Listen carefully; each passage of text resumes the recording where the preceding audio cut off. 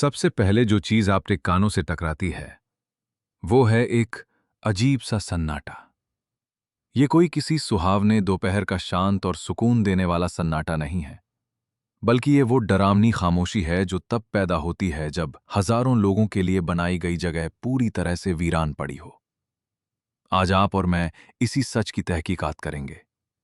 जब आप मंगलवार की दोपहर को इब्न बतूता मॉल की ऊपरी मंजिलों पर चलेंगे तो आपको केवल अपने ही कदमों की गूंज सुनाई देगी। एक के बाद एक दुकानें बंद पड़ी हैं, बिजली बचाने के लिए पीली लाइटें मद्धम कर दी गई हैं और एक फव्वारा बिना किसी दर्शक के अकेले ही बह रहा है। यह शहर के बाहरी इलाके का कोई भूला बिसरा मॉल नहीं है। ये तो दुबई की शान और पहचान है, जो कभी पर्यटकों और प्रवासियों की पहली पसंद हुआ करता था। लेकिन आज आधिकारिक टूरिज्म बोर्ड इस कड़वे सच को अपनी प्रेस रिलीज में छुपा रहा है कि ये भव्य मॉल अब धीरे धीरे खाली हो रहे हैं। अरबों डॉलर की लागत से बने चमचमाते एयरपोर्ट टर्मिनल आज अपनी असली क्षमता के एक बहुत ही छोटे हिस्से पर काम कर रहे हैं। जब आप और मैं इन आंकड़ों को करीब से खंगालते हैं तो एक ऐसी कहानी सामने आती है जिसे दुबई के आलीशान बोर्डरूम में बैठा कोई भी अधिकारी जोर से पढ़ने की हिम्मत नहीं करेगा। दुनिया आज भी दुबई को उसी चश्मे से देखती है जैसा वहां का पीआर और मार्केटिंग सिस्टम दिखाना चाहता है। सुबह की किरणें बिखेरती कांच की विशाल इमारतें, एक ऐसे होटल के बाहर खड़ी रॉल्स रॉयस कार जिसका एक रात का किराया आम इंसान की महीनों की कमाई से भी ज्यादा है, भीड़ से भरे समुद्र तट और खचाखच भरे शॉपिंग मॉल। एक ऐसा शहर जो अपनी असीम महत्वाकांक्षा से भौतिकी और अर्थशास्त्र के नियमों को चुनौती देता हुआ दिखता है। इंस्टाग्राम और यूट्यूब के ट्रैवल व्लॉग्स में दिखने वाली इस चमक दमक के पीछे एक और स्याह हकीकत है, और मेरी एक खोजी पत्रकारिता इसी दूसरी छिपी हुई कहानी को बेनकाब करने के बारे में है। ये दुबई का वो रूप है जहां की गगनचुंबी इमारतें आज भी आपको हैरान तो करती हैं, लेकिन वहां से लोगों की चहल पहल पूरी तरह गायब हो चुकी हैं। ये एक ऐसा इंफ्रास्ट्रक्चर है जिसे एक ऐसी आबादी और अर्थव्यवस्था के लिए खड़ा किया गया था जो कभी हकीकत में तब्दील ही नहीं हो पाई। दिखाए गए सुनहरे सपनों और जमीनी हकीकत के बीच की खाई अब इतनी बड़ी हो चुकी है कि उसमें खाली पड़ी बेंटले कारों का एक पूरा काफिला आसानी से निकाला जा सकता है। आज हम मिलकर इस रहस्यमयी खालीपन के पीछे छिपे सच को उजागर करेंगे। हम उन मॉल्स के अंदर जाएंगे जिन्हें ग्राहकों से भरा होना चाहिए था, उन टर्मिनलों की पड़ताल करेंगे जहां विमानों का शोर गूंजना चाहिए था, और उस पूरी इकोनॉमी का विश्लेषण करेंगे जिसे इन सब को सही साबित करना था। इस वीडियो के खत्म होने तक आप समझ जाएंगे कि जो लोग सालों तक दुबई को भविष्य का शहर बताते थे, वे अब खुद धीरे से पूछने लगे हैं कि क्या वो भविष्य कभी सच में आया भी है या नहीं। आइए सबसे पहले बात करते हैं इन चमकते हुए शॉपिंग मॉल्स की, क्योंकि ये किसी भी जटिल आर्थिक रिपोर्ट की तुलना में यहां की जमीनी हकीकत को कहीं ज्यादा साफ तौर पर बयां करते हैं। साल 2005 में खुला इब्न बतूता मॉल अपने आप में एक असाधारण कल्पना थी। मोरक्को के महान खोजकर्ता इब्न बतूता की ऐतिहासिक यात्राओं पर आधारित 6 अलग अलग थीम वाले कोट्स बनाए गए थे। इनमें अंडालूसी, फारसी, भारतीय और चीनी शैली की वास्तुकला को उतारा गया था, और छत से लटकता हुआ चीन का एक विशाल जहाज पर्यटकों के लिए आकर्षण का मुख्य केंद्र था। अपने सुनहरे दिनों में ये मॉल हर साल करोड़ों पर्यटकों को अपनी ओर खींचता था। ये सिर्फ खरीदारी का जरिया नहीं, बल्कि एक अद्भुत तमाशा था। आज जब मैं वहां कदम रखता हूं तो वास्तुकला की दृष्टि से वो नजारा तो वैसा ही दिखता है। दीवारें और छतें सजी हुई हैं और वो जहाज भी वही लटका है, लेकिन अब उस चहल पहल की रूह गायब है। लेकिन व्यापार और खरीद बिक्री का वो असली तमाशा, जिसने इस बेमिसाल इमारत के हर एक वर्ग मीटर के खर्चे को सही ठहराना था, अब दम तोड़ रहा है। ऊपरी मंजिलों पर दुकानों के खाली होने की दर लगातार बढ़ रही है। बड़े अंतर्राष्ट्रीय ब्रांड्स ने या तो अपनी दुकानें समेट ली हैं या फिर यहां से पूरी तरह से विदा ले चुके हैं। जिस फूड कोर्ट में कभी एक अदद सीट खोजने के लिए आपको 2-2 चक्कर लगाने पड़ते थे, आज उसके बड़े हिस्सों को बैरिकेड लगाकर बंद कर दिया गया है। और ये कोई अकेली घटना नहीं है। रेगिस्तान के बीचों बीच एक इंडोर स्की स्लोप बनाकर शोहरत हासिल करने वाले प्रसिद्ध मॉल ऑफ द एमिरेट्स की हालत दूसरों से थोड़ी बेहतर जरूर है, लेकिन वहां भी जैसे ही आप स्की दुबई और ग्राउंड फ्लोर के प्रीमियम ब्रांड से थोड़ा दूर हटते हैं, आपको वही डरावना पैटर्न दिखने लगता है। खाली पड़ी दुकानें और उनकी जगह काम चलाऊ पॉपअप स्टोर्स का आना, जो सिर्फ इस खालीपन को ढकने की कोशिश मात्र है। ये पॉपअप दुकानें और तलक भड़क वाला कृत्रिम शोर दरअसल उस कड़वे सच को छिपाने का जरिया है कि मॉल प्रबंधन इन खाली जगहों को स्थायी किराएदारों से भर पाने में नाकाम हो चुका है। यही हाल मिडिव सिटी सेंटर, ड्रैगन मार्ट और जुमेरा तथा सिलिकन ओएसिस के कई छोटे कम्युनिटी मॉल्स का भी है। दीरा में भी छोटे छोटे प्रोजेक्ट्स का एक पूरा क्लस्टर है जो कभी अपने पुनर्गठन के काम को पूरा ही नहीं कर सका। अगर आप इनमें से किसी एक मॉल को देखें तो प्रशासन इसे सामान्य रिनोवेशन, ब्रांड रीस्ट्रक्चरिंग या किसी खास सेगमेंट में आई अस्थायी मंदी का नाम देकर टाल सकता है। लेकिन जब हम इन सबको एक साथ रखकर देखते हैं तो ये एक गहरी ढांचागत समस्या की ओर इशारा करता है। इस मंदी से जुड़े सटीक आंकड़ों को ढूंढ पाना बहुत मुश्किल है, क्योंकि दुबई का retail real estate market London या न्यूयॉर्क की तरह अपनी खाली दुकानों और खाली जगहों का डेटा सार्वजनिक रूप से कभी जारी नहीं करता। एक खोजी पत्रकार के रूप में इस सच को सामने लाने के लिए मुझे और आपको ब्रोकर रिपोर्ट्स, मकान मालिकों के बयानों और अंतर्राष्ट्रीय रिटेल समूहों की अर्निंग्स कॉल्स से टुकड़ों टुकड़ों में जानकारी जुटानी होगी, जहां वे खाड़ी देशों में अपने खराब प्रदर्शन की बात को बहुत दबी जुबान में स्वीकार करते हैं। जब हम इन टुकड़ों को एक साथ जोड़ते हैं तो साफ दिखता है कि इस बाजार ने आबादी की तुलना में जरूरत से बहुत ज्यादा रिटेल स्पेस का निर्माण कर डाला है। आज दुबई में प्रति व्यक्ति मॉल स्पेस दुनिया के लगभग किसी भी शहर से ज्यादा है, यहां तक कि अमेरिका, सिंगापुर और अन्य वैश्विक केंद्रों से भी कहीं ज्यादा। तेजी के उन शुरुआती सालों में यह तर्क दिया गया था कि आने वाले पर्यटक इस भारी कमी को पूरा कर देंगे और दुबई खुद को पेरिस या मिलान की तरह एक बड़े शॉपिंग डेस्टिनेशन के रूप में स्थापित करेगा, जहां विशाल पैमाने की वजह से खुद ब खुद मांग पैदा होगी। ये तर्क कुछ समय तक तो चला, लेकिन फिर इसने काम करना बंद कर दिया। दरअसल समय के साथ यहां आने वाले पर्यटकों का प्रोफाइल पूरी तरह बदल गया। जो लोग पहले खास तौर पर खरीदारी करने आते थे, वे अब अलग उम्मीदों के साथ आने लगे। सबसे बड़ी मार तब पड़ी जब दिरहम के डॉलर से बंधे होने के कारण दुबई का वो पुराना आर्थिक फायदा खत्म हो गया, खासकर उस दौर में जब यूरोपीय मुद्राएं कमजोर हो रही थीं और यूरोपीय रिटेल बाजार सस्ते हो रहे थे। लग्जरी सेगमेंट तो किसी तरह बचा रहा, क्योंकि अमीरों के बाजार का अपना एक मजबूत आधार होता है। लेकिन मध्यम वर्ग के खरीदारों को आकर्षित करने वाले वे रिटेल स्टोर, जिनसे इन बड़े मॉल्स का अधिकांश हिस्सा भरा हुआ था, भारी नुकसान झेलने लगे। एक अलग दौर की उम्मीद में बनाए गए ये विशाल मॉल अब खाली दीवारों को समेटे खड़े हैं। लेकिन रिटेल की ये परेशान करने वाली कहानी शायद इस संकट का सबसे चौंकाने वाला पहलू नहीं है, क्योंकि कम से कम एक मॉल को तो किसी नए मकसद के लिए फिर से तैयार किया जा सकता है। कम से कम किसी बंद पड़ी दुकान को आप एक नए मनोरंजन केंद्र, कोवर्किंग स्पेस या फूड हॉल में बदल सकते हैं। लेकिन इस बड़े आर्थिक संकट के समीकरण में जो दूसरा पहलू विमानन यानी हवाई अड्डों का है, उसके कड़वे आंकड़ों से नजरें फेरना बहुत मुश्किल है। दुबई इंटरनेशनल एयरपोर्ट को दुनिया के सबसे व्यस्त हवाई अड्डों में से एक माना जाता है, और ये बात यहां इतनी बार दोहराई जाती है कि ये इस शहर की पहचान बन चुकी है। ये पूरी तरह झूठ भी नहीं है, क्योंकि डीएक्सबी पर यात्रियों की संख्या वाकई सच है। लेकिन जिस बात पर चर्चा करने से हर कोई कतराता है, वो ये है कि इन आंकड़ों के पीछे की असलियत क्या है और ये व्यापक विमानन इंफ्रास्ट्रक्चर के संकट को कैसे छुपाती है। अल मखतूम इंटरनेशनल एयरपोर्ट, जिसे दुबई वर्ल्ड सेंट्रल भी कहा जाता है, को इस पूरे खेल का आखिरी और सबसे बड़ा दांव माना जा रहा था, लेकिन आज उसकी सच्चाई कुछ और ही बयां कर रही है। दुबई ने अपनी आदत के मुताबिक बड़े आत्मविश्वास के साथ इस योजना की घोषणा की थी, जो दुनिया का सबसे बड़ा हवाई अड्डा बनाने का एक बेहद महत्वाकांक्षी प्रोजेक्ट था। इसके अंतिम डिजाइन में सालाना 260 मिलियन यानी 26 करोड़ से अधिक यात्रियों को संभालने की क्षमता का दावा किया गया था।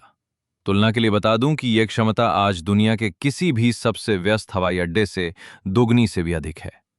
इस परियोजना को वैश्विक विमानन उद्योग के भविष्य और 21वीं सदी के सबसे बड़े ट्रांजिट पॉइंट के रूप में पेश किया गया था। आज ये हवाई अड्डा वजूद में तो है, इसका पहला चरण बनकर तैयार भी हुआ। कुछ विमानन कंपनियों ने इसका इस्तेमाल शुरू किया और एक छोटा कार्गो ऑपरेशन भी चलता है, लेकिन इसका पूर्ण विकास बार बार रुका। समय सीमाएं आगे खिसकती गईं और इसका भव्य उद्घाटन, जब सारी दुनिया की उड़ानें यहां शिफ्ट होनी थीं, लगातार भविष्य के धुंधलके में टलता जा रहा है। सालों तक सरकारी बयानों में इसके पूरा होने की तारीख 2025 बताई गई, फिर इसे बढ़ाकर 2030 कर दिया गया। अब तो उनके बयानों की भाषा जानबूझकर इतनी धुंधली कर दी गई है कि वे केवल चरणों और बाजार की स्थितियों का हवाला देते हैं, ताकि कोई पत्रकार उनसे सीधे जवाब न मांग सके।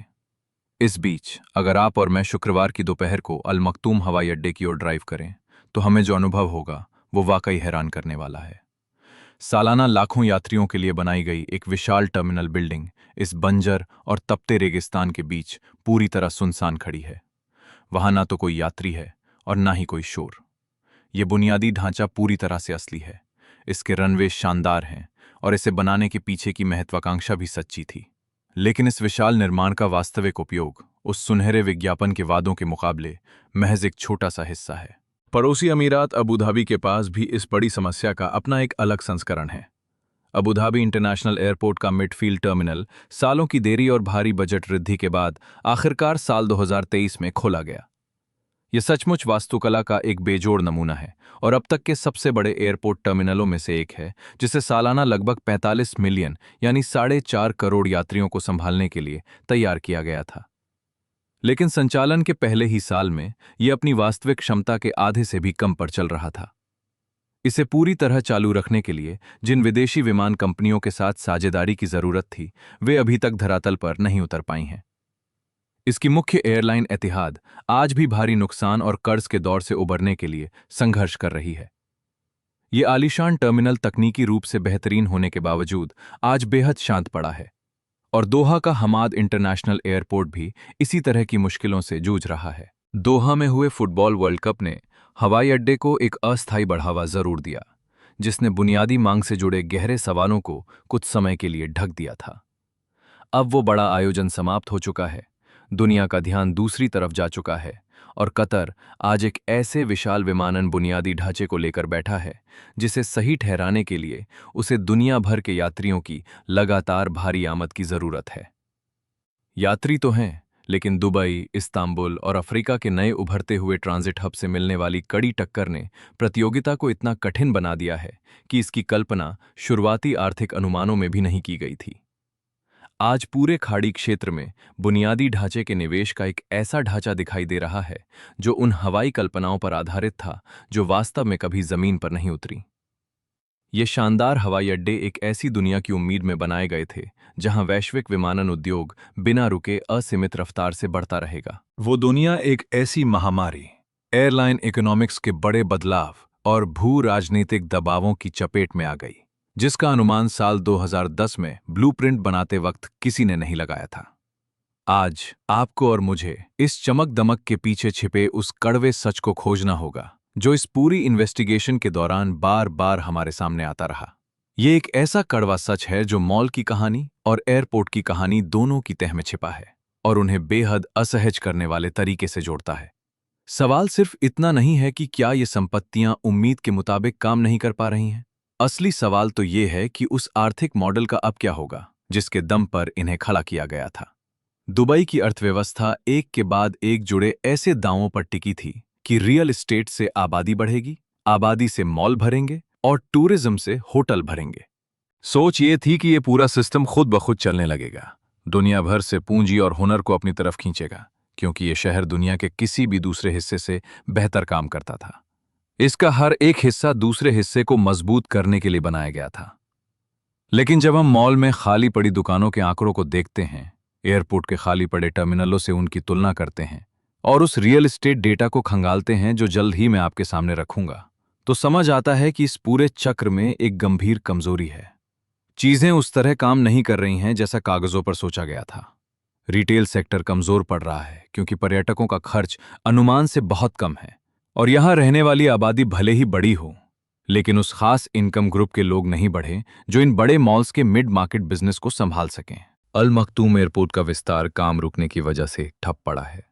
ऐसा इसलिए है क्योंकि एयरलाइन कंपनियों का गणित तब तक इतने बड़े बदलाव की इजाजत नहीं देता जब तक कि यहां सिर्फ कनेक्टिंग पैसेंजर्स के बजाय खुद दुबई आने जाने वाले लोगों का एक बहुत बड़ा लोकल मार्केट तैयार ना हो जाए। और ये लोकल मार्केट भी सिमटा हुआ है क्योंकि रियल एस्टेट सेक्टर, जिसे लगातार अमीर निवासियों को आकर्षित करना था, खुद एक ऐसे भंवर में फंसा हुआ है जिस पर अलग से जांच की जरूरत है। लेकिन इससे पहले कि हम रियल एस्टेट के असली आंकड़ों और संकट में घिरे उन प्रोजेक्ट्स की बात करें जो इस शहर के भविष्य की हकीकत बयां करते हैं, जरा रुकिए और अब तक सामने आई बातों पर गौर कीजिए। हमने आपको दिखाया कि कैसे यहाँ का आलीशान रिटेल इंफ्रास्ट्रक्चर अब धीरे धीरे अंधेरे में डूब रहा है।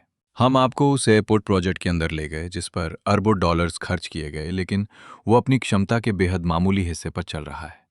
हमने आपको दिखाया कि कैसे यही कहानी दुबई से लेकर अबू धाबी और दोहा तक दोहराई जा रही है, और कैसे इसके पीछे की सोच एक ऐसे आर्थिक मॉडल से जुड़ी है जो भारी दबाव में है। हमने जो भी सबूत जुटाए हैं, जो भी आंकड़े आपके सामने रखे हैं, और इन आलीशान इमारतों के पीछे की बैलेंस शीट से जो भी सुराग ढूंढे हैं, उन सबको एक जगह इकट्ठा किया गया है। मैंने इस पूरी खोजी रिपोर्ट को द दुबई इल्यूजन नाम के एक दस्तावेज में समेटा है, जो किसी भी वीडियो से कहीं ज्यादा गहरी हकीकत बयां करता है। इसका लिंक नीचे डिस्क्रिप्शन में दिया गया है, या आप सीधे अपनी स्क्रीन पर दिख रहे कोड को स्कैन करके भी इसे पढ़ सकते हैं। मैंने ये रिपोर्ट इसलिए बनाई क्योंकि इस कहानी की परतें इतनी ज्यादा हैं कि उन्हें 90 मिनट के वीडियो में भी नहीं समेटा जा सकता।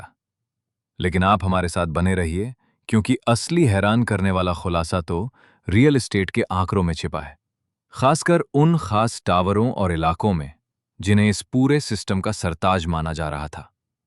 जब हमने इसकी तहकीकात की तो जो सच सामने आया उसने हमें भी चौंका दिया। ये वो नहीं है जिसकी आप उम्मीद कर रहे हैं, बल्कि ये उससे भी कहीं ज्यादा बदतर है। दुबई के प्रॉपर्टी बाजार के प्रमोटर्स एक आंकड़े का सबसे ज्यादा ढिंडोरा पीटते हैं, और वो है ट्रांजैक्शन वॉल्यूम, यानी खरीद फरोख्त का आंकड़ा। पिछले 3 सालों में ये आंकड़ा वाकई चौंकाने वाला रहा है, जहां अरबों दिरहम का लेन देन हुआ, नए रिकॉर्ड्स बने और लॉन्च होते ही प्रोजेक्ट्स चंद घंटों में बिक गए। बाजार में ऐसी दीवानगी दिखाई देती है कि खरीदार उन प्रोजेक्ट्स में फ्लैट बुक करने के लिए रात रात भर लाइनों में खड़े रहते हैं, जो अगले 3 सालों तक बनकर तैयार भी नहीं होने वाले।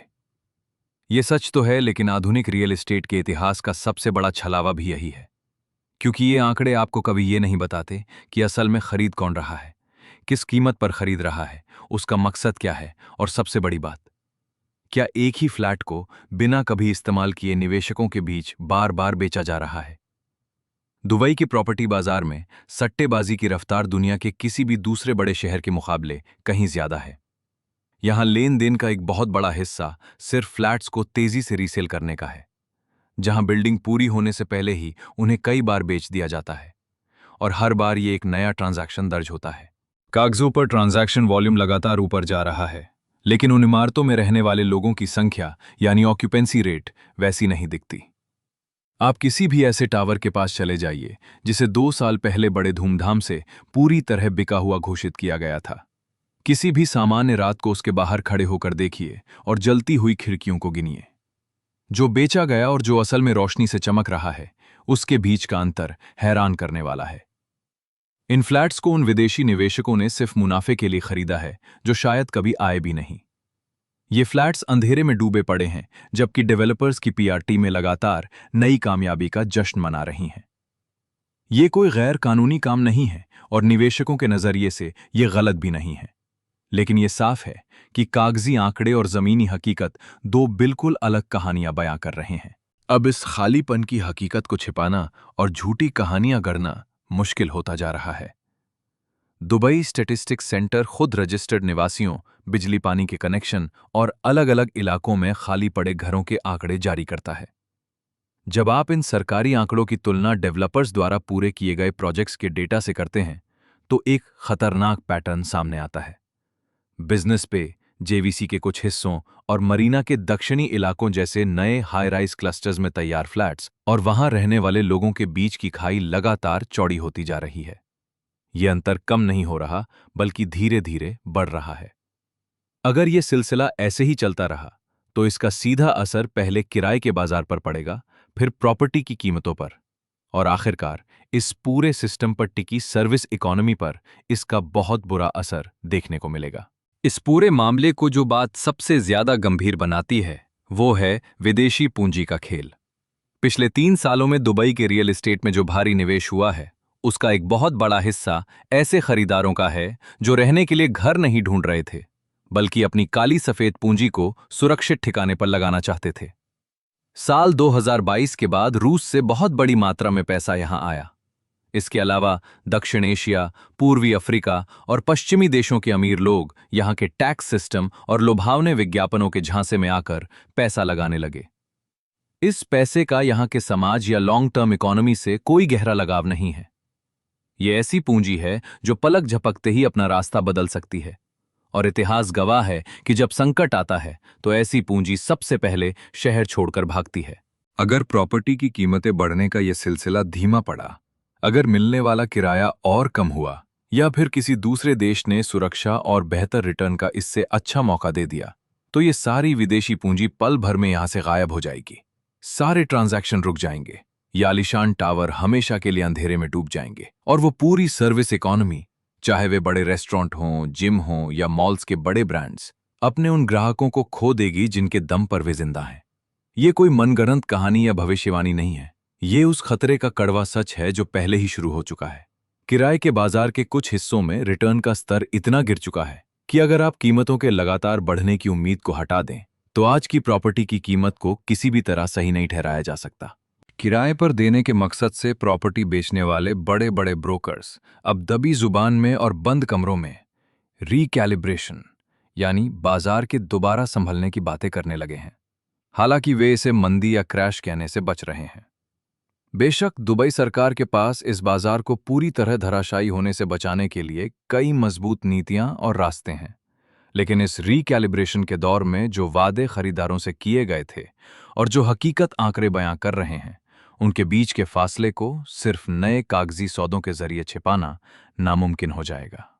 और सबसे गंभीर बात यह है कि यह बदलाव ठीक उसी वक्त आ रहा है जब मॉल्स, एयरपोर्ट की क्षमता और पर्यटकों के घटते खर्च जैसे दूसरे मोर्चे भी भारी दबाव में हैं। ये अलग अलग कहानियां नहीं हैं, बल्कि एक ही बड़े संकट की अलग अलग तस्वीरें हैं। हमने इस जांच की शुरुआत एक सीधे सवाल से की थी, तो क्या दुबई वाकई किसी बड़ी मुसीबत में है?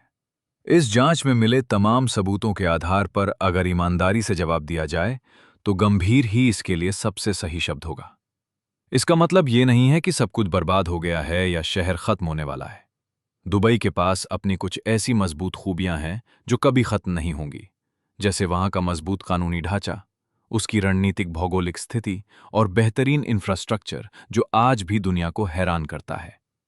यह शहर रेगिस्तान में खो जाने वाला नहीं है, लेकिन वो मॉडल जिसके तहत यह दावा किया गया था कि यहां असीमित विस्तार होगा, हर घर हमेशा भरा रहेगा और प्रॉपर्टी की कीमतें सिर्फ ऊपर ही जाएंगी, उस मॉडल की नींव में अब गहरी दरारें आ चुकी हैं जो साफ देखी जा सकती हैं। इन शांत पड़ते बड़े मॉल्स को देखना उसी दरार का एक हिस्सा है। रेगिस्तान के बीचों बीच बना वो अधूरा एयरपोर्ट, जो उन विमानन कंपनियों की राह देख रहा है जो यहां आने को तैयार नहीं है, इस दरार का एक और सबूत है। वे गगनचुंबी टावर जिनकी बिकी हुई मंजिलों पर आज भी अंधेरा पसरा हुआ है, इसी गंभीर संकट की ओर इशारा करते हैं। अलग से देखने पर शायद ये छोटी बातें लगें, लेकिन जब आप इन्हें मिलाकर देखेंगे तो एक डरावना पैटर्न नजर आएगा। जिन लोगों ने इस शहर को बनाया, जिन निवेशकों ने इस पर भरोसा किया और जिन मजदूरों ने अपने पसीने से इसकी नींव रखी, वे कोई बेवकूफ नहीं थे। उन्होंने वाकई एक बेमिसाल शहर खड़ा किया है, लेकिन कोई भी बेमिसाल चीज वक्त की मार से बची नहीं रह सकती। अपनी कामयाबी के झूठे दिखावे पर टिकी इस सल्तनत को अब समझ आ रहा है कि हकीकत और दिखावे के बीच की ये खाई जब बहुत बड़ी हो जाती है, तो उसे कागजी रिकॉर्ड्स के जरिए हमेशा के लिए छिपाया नहीं जा सकता। अब सवाल ये नहीं है कि इस व्यवस्था में दरारें आ चुकी हैं या नहीं। हम दोनों जानते हैं कि वे दरारें साफ दिख रही हैं। असल सवाल तो ये है कि ये कितनी तेजी से और कितनी चौड़ी हो रही हैं, और क्या इस सिस्टम के नीति निर्माता समय रहते कोई ऐसा फैसला ले पाएंगे जो इस बर्बादी को रोक सके? क्या वे उस वक्त से पहले संभल पाएंगे जब ये खाई इतनी बड़ी हो जाए कि सरकारी आंकड़े भी इसे छिपा ना सकें? इस सच का जवाब आज हमें वीरान मॉल के गलियारों, आधे अधूरे अंधेरे टावरों और रेगिस्तान के सन्नाटे में खड़े उस विशाल टर्मिनल में साफ दिखाई देता है, जिसे कभी दुनिया का सबसे व्यस्त हवाई अड्डा बनना था। लेकिन आज वो एक ऐसे भविष्य का इंतजार कर रहा है जो कभी आया ही नहीं।